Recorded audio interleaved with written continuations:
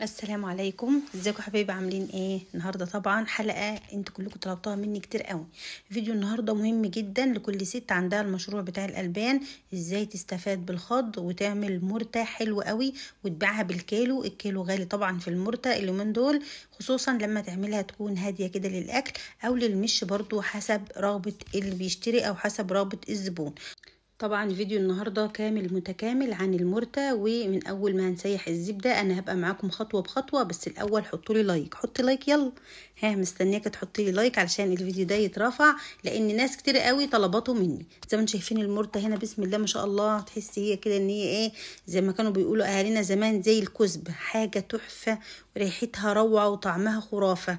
تعالوا يلا نعمل النهاردة ونخش على طول في الوصفة علشان تستفادي بالخض وما تبوظهوش. طبعا زي ما انت شايفه كده انا هسيح الزبده معاكي من اول ما تكون هي لسه زبده لحد ما توصل للدرجه اللي انت شايفاها دي. طبعا يا جماعه انا عامله لكم فيديوهات كتير قوي عن الزبده وعن القشطه وعن ترويب اللبن من الالف للياء لكل ست بيت عايزه تزود دخلها، حتى لو دخل اضافي بسيط. ان شاء الله المشروع ده هيساعدها كويس قوي، هيساعدها ان هي تدخل دخل اضافي لبيتها وتساعد نفسها. تعالوا بقى شوفوا كده الفيديو النهارده بتاع المرتة. النهارده فيديو مميز قوي، يلا ندخل في الوصفه على طول. هنا في البدايه كده معايا زبده، انت ايا كانت الزبده اللي عندك. هو الكميه اللي عندي ديت 4 كيلو زبده، 4 كيلو زبده جاموسي. انت لو عايزه تسيحي زبده بقري، على فكره الزبده البقري بتبقى في المرتة، يعني المرتة بتاعت الزبده البقري بتبقى تحفه. احنا هنا سيحنا الزبده، بسيبها على نار هاديه وايدي فيها ما بمشيش من جنبها. انا لو مشيت من جنبها، لو جرس ضرب او تليفون هرد عليها او اي حاجه وسهيت عنها، برجع الاقيها ايه بقى، بصوا عسل اسود. يعني بص ما فيش، هي لازم تكوني واقفه جنب الزبده وتقلبي فيها باستمرار علشان ما تتلسعش منك، لان هي طبعا بتبقى حساسه قوي. هنا زي ما انتم شايفين انا سبتها على يعني على نار هاديه وسويتها كتير علشان تبقى مستويه. لما تكون مستويه الزبده معاكي بتعرفها ازاي؟ بتكون شفافه بقى. بصي بعد ما كانت مروبه كده شويه، دلوقتي بقت شفافه، والمرتة بقت خلاص تحت والزبده فوق شفافه زي ما انت شايفاها. بشيلش الوش خالص غير الاخر زي ما انت شايفه كده، بعد ما طفيت عليها خالص شويه الرغاوي الصغيرين خالص دول ما بشيلش الرغاوي، هي الرغاوي بتاكل نفسها. لو انت شلت من الاول وقعدت تشيلي الرغاوي هتلاقيك عملتي طبق كبير رغاوي كده وبيبقى كله اصلا زبده.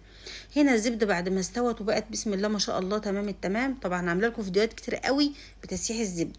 هنا هصفيها بقى زي ما انت شايفه كده، هصفيها وهركنها للاستخدام، سواء هاكل منها، سواء هبيعها بقى متسيحه، سواء ان انا هعمل بها فطير. يعني في تلك كل الاحوال يعني هي بسم الله ما شاء الله كده جاهزة وتقعد معاكي بدل السنة 2 بدون تلاجة. اهم حاجة الزبدة يا جماعة تستوي، دي اهم نقطة. ما تسيبهاش غير لما تكون صافية خالص والخط المرتة تكون تحت، المرتة تكون تحت. الخض معلق في دماغي عشانها ايه هعمل لكم الفيديو دلوقتي المرتة بالخض عشان تستفادي منه.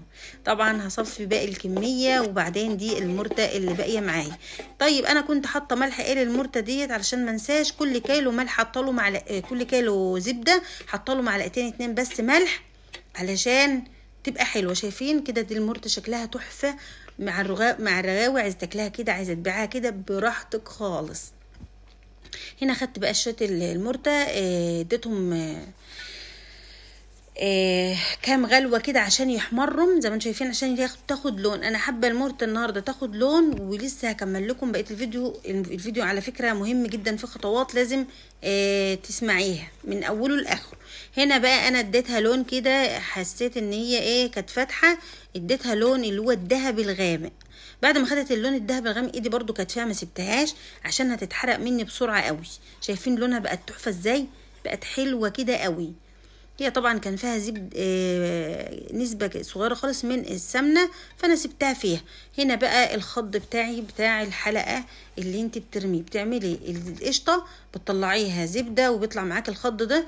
كلنا بنحتار فيه، يا ترى هنعمل معجنات، احنا هنعمل ايه ولا ايه، معجنات هتكفي يعني ايه. طبعا انت عايزة توظفي الخض بتاعك. وانا عامله الحلقه دي يا جماعه او الفيديو ده لحبيبه قلبي اللي سالتني، قالت لي مفيش طريقه تانية للخض غير المعجنات، لا احنا هنعمل بمرته ونستفاد بيها، سواء ان انت تحطها في المش بتاعك هتاكلي منها وتغمسي بيها او هتبيعيها، في كل الاحوال انت هتستفادي بالخض بتاعك. سيحنا زبده، حتى لو هتسيحي كيلو، حطي له لو كيلو زبده وفي معلقتين الملح على المرته بتاعته، طلع منها المعلقتين الملح دول طلعوا مرته، حط لهم مثلا نص كيلو من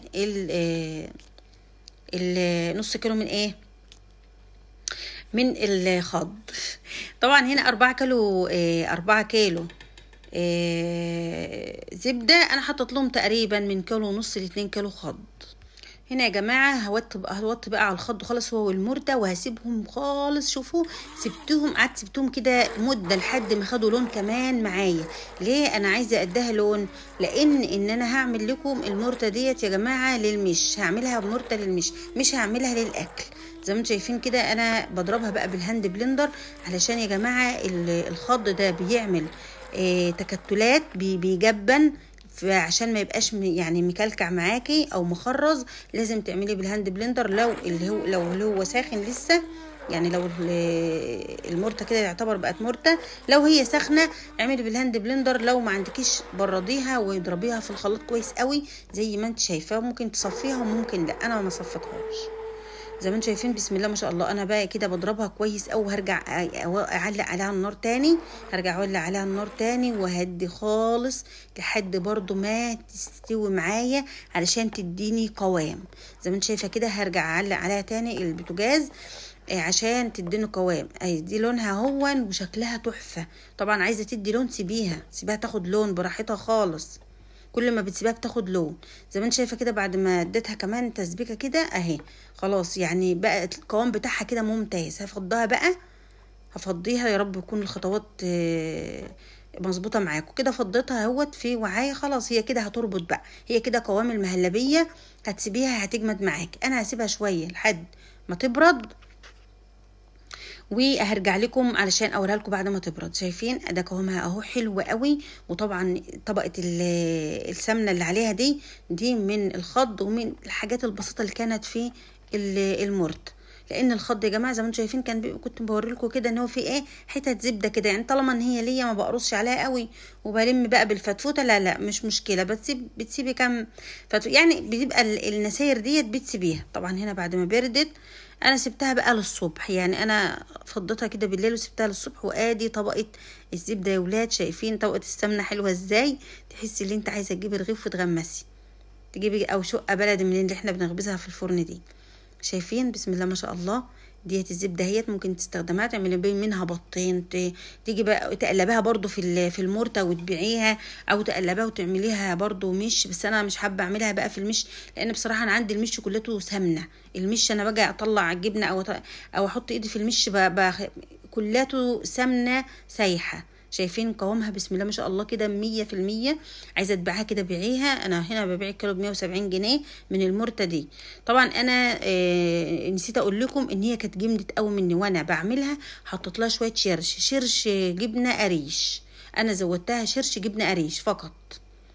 شايفين ده كده منظرها وحلاوتها. يبقى انا كده مشيت معاكم في الخطوات واحده واحده. هو كل الحكايه المرته بنحمصها شويه وبنديها لون، وبعدين بنحط على الخض ونهدي عليها خالص خالص خالص لحد ما تديكوا قوام. شايفه بسم الله ما شاء الله. انا قلبتها بقى في بعضها من فوق لتحت، مدياكي قوام تحفه. يعني شكلها جميل، شكلها حلو وطعمها حلو، كل حاجه فيها حلوه يا جماعه. فانتي ما ترميش الخض، لازم تستفادي بيه. ممكن دول يطلعوا اكتر من كيلو ونص مرته بسم الله ما شاء الله، كيلو وربع، كيلو ونص، تستفادي بيهم بدل ما ترمي الخض.